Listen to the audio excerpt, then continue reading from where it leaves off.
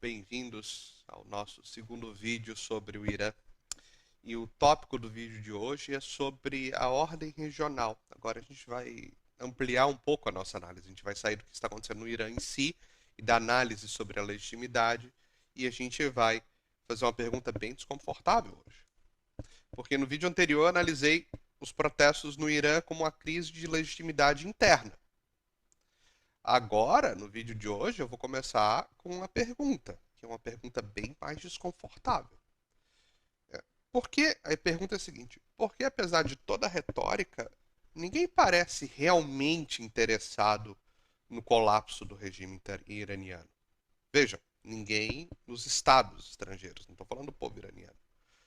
E a resposta para essa pergunta ela não está na moral, nem na simpatia pelo regime, mas na própria lógica da ordem regional no Oriente Médio.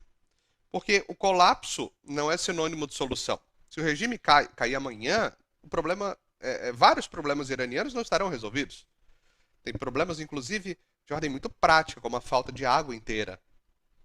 O Ayatollah ir para a Rússia não vai resolver a falta de água na capital. Tá? Então, existe uma suposição muito comum no debate público de que derrubar um regime automaticamente melhora a situação. Na prática, porém, e isso a gente tem um registro histórico até vasto, o colapso, principalmente um colapso muito rápido, um colapso iminente, ele gera vácuo de poder e não gera uma transição organizada. E no Oriente Médio, os vácuos de poder eles são percebidos como riscos e não como oportunidade, risco extremo até. E não é oportunidade, tá? E isso é particularmente verdadeiro no caso iraniano, porque o Irã ele é um pilar regional. Tá? Ele não é um desvio, não é um estado periférico. Então, o Irã ele não é apenas um problema para a ordem regional, ele é constitutivo da ordem regional. O regime iraniano ele organiza aliança, ele trabalha com equilíbrios e antagonismos que, embora gerem instabilidade, eles são conhecidos, sabe? É o mal que a gente conhece. E a substituição desse regime por algo incerto, ou simplesmente o colapso e o surgimento de vácuo de poder, isso gera muito medo nos atores internacionais, inclusive entre os seus adversários. Né? O Reza Pahlavi, Reza Pahlavi, eu nunca sei, o sucessor do Shah, né? O príncipe no exílio, ele se coloca como um provável, como o legítimo governante do Irã. Mas será que ele vai conseguir? Até, né, fazendo um gancho com o vídeo da Venezuela, olha aí, o regime caiu, né? Não, desculpa, o regime não caiu, o Maduro saiu. Olha o que aconteceu. A gente está num período relativo de incerteza. Mas lá, se cai o regime inteiro, no Irã agora, se cai o regime inteiro, a incerteza ainda vai ser maior. Né? Então a substituição no regime, seja pelo sucessor do Shah, seja um golpe interno da Guarda Revolucionária, não sei. Ou só o colapso e um período de anarquia, isso gera medo. Tá? Isso gera muita incerteza. Então a questão aqui, a grande questão, não é a gente gostar ou não do regime iraniano. É a ausência de qualquer alternativa clara. De novo, fazendo paralelo ali com a Venezuela, né, que a gente já teve vídeo recente sobre isso, a captura do Maduro não levou à queda automática do regime. E não levou também à ascensão imediata da oposição. Pelo menos até o momento da gravação deste vídeo, o presidente eleito da Venezuela não assumiu o poder. Nem sei se ele está na Venezuela, acho que nem está ainda, tá? No momento da gravação deste vídeo. Então, no Irã a gente tem um problema também muito interessante, que é a ausência de qualquer alternativa clara, qualquer alternativa controlável, qualquer alternativa previsível. E gostemos disso ou não, a ordem internacional, a sociedade internacional, ela tende a preferir uma estabilidade imperfeita, injusta, se você preferir, a mudanças que ninguém consegue administrar. Tá? Por isso que quando a gente olha para a postura das potências, a gente vê, uma tensão entre retórica e prudência. Tá? Porque mesmo os estados que se opõem frontalmente ao Irã, Estados Unidos, Israel, né, e outros em menor escala, Arábia Saudita e assim por diante, mesmo esses calibram bem as suas ações. Então existe uma condenação do plano do discurso, mas na ação a gente observa uma grande cautela estratégica, uma extrema cautela estratégica.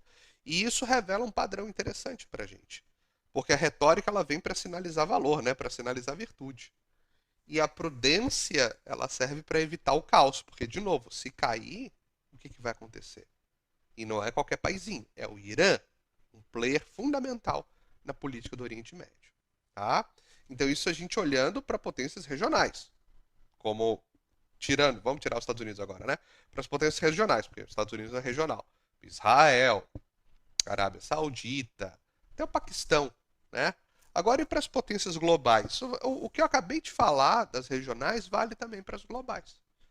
A gente vê, claro, um discurso mais duro, né? A gente vê a possibilidade de imposição de sanção, captura de petroleiro e assim por diante. Mas a gente vê que as sanções, o isolamento, eles coexistem com linhas vermelhas impostas por essas grandes potências. A questão é que se essa linha for cruzada, será que a grande potência, vamos pensar nos Estados Unidos, né, vai agir? Porque ninguém quer administrar o dia seguinte do colapso do Irã. O Irã, se o regime dos ayatollahs cair, ninguém vai querer pegar esse pepino para administrar. Então, vejam que o regime é um mal conhecido. Né? O mal conhecido é preferível.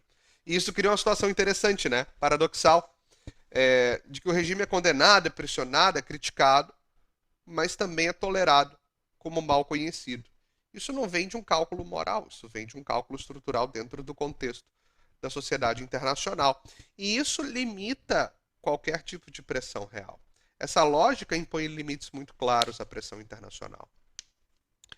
Porque ela reduz o apoio efetivo a movimentos internos e desencoraja ações mais duras, transformando então a mudança em algo improvável. Se o regime iraniano for bem sucedido na sua repressão, esse apoio a movimentos internos em diferentes graus, com diferentes também resultados, né, graus de efetividade, o regime vai se manter. Então, a gente percebe que o discurso fala em transformação, mas a atuação trabalha para contenção. Então, são coisas muito diferentes. E isso revela também algo interessante sobre a ordem internacional. É bem legal a gente pegar um caso, né, e entender, usar esse caso para conseguir entender padrões, né, para conseguir entender aspectos mais fundamentais. Então, o caso do Irã, assim como vários outros casos, eles nos mostram que a ordem internacional não busca justiça perfeita, ou muitas vezes nem busca justiça, né? É mais administração de risco. É mais administração de risco do que justiça. Quando o colapso, o risco do colapso parece maior do que o custo da repressão, a gente percebe que existe uma tendência a escolher a estabilidade. E aí a gente vem para aquela ideia da estabilidade imperfeita, né? Já arrematando isso tudo que a gente falou. Tudo isso que eu falei até agora não absolve o regime iraniano, tá? Não estou dizendo que eles são incríveis, que eu queria viver lá, tá? Vai que alguém fala no comentário, vai morar em Teherã para você ver o que é bom. Não tô falando nada disso, tá? Isso não absolve o regime iraniano. Isso não transforma o protesto, as demandas ilegítimas, as demandas do povo iraniano em ilegítimas. Isso não transforma o protesto em irrelevante. Mas a gente consegue entender, olhando agora para a ordem internacional, para a sociedade internacional, que ninguém está disposto a ir até o fim para o colapso do regime iraniano. Então ele não é mantido de pé por um consenso internacional. O regime iraniano não tem esse apoio todo, né? Não é o consenso internacional que apoia o regime iraniano. O regime iraniano, então, não é mantido pelo consenso, internacionalmente falando, tá? Mas pelo medo do que vem depois. Que, de novo, é o mal conhecido. E entender isso é muito importante, tá? É muito importante, é essencial quando a gente estuda as relações internacionais, o direito internacional. E isso também é essencial para a gente não confundir discurso com estratégia. Por isso que o canal está aqui, né? Por isso que a gente faz esses vídeos. Espero que vocês tenham gostado. Se tiver algum novo desenvolvimento interessante, quem sabe a gente não faça um outro vídeo aí nos próximos dias, mas por enquanto a gente vai ficar com esses dois. Espero vocês no próximo vídeo. Muito obrigado, fiquem bem, fiquem com Deus e até a próxima.